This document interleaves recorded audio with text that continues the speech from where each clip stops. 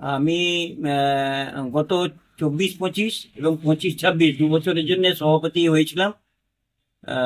আমার শারীরিক অসুস্থতার জন্যে গত 5ই আগস্ট আমি আমার কার্যকরী কমিটির কাছে আমার শারীরিক অসুস্থতার কারণে আমি আমার পদত্যাগপত্র তাদের কাছে পাঠিয়েছি এবং আমি বলেছি যে আমি আর সভাপতি পদে থাকতে পারবো না, আমার শরীর খুব খারাপ।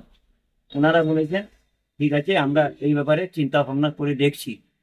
কিন্তু আজ 2 মাস 5 দিন 6 দিন হয়ে গেল, দুর্গাপূজা চলে গেল, লক্ষ্মী পুজো চলে গেল, সব অনুষ্ঠান চলে গেল, এই অবধি আমাদের সঙ্গে এখনো কমিটির কোনো লোক এখনো কোনো যোগাযোগ করেনি।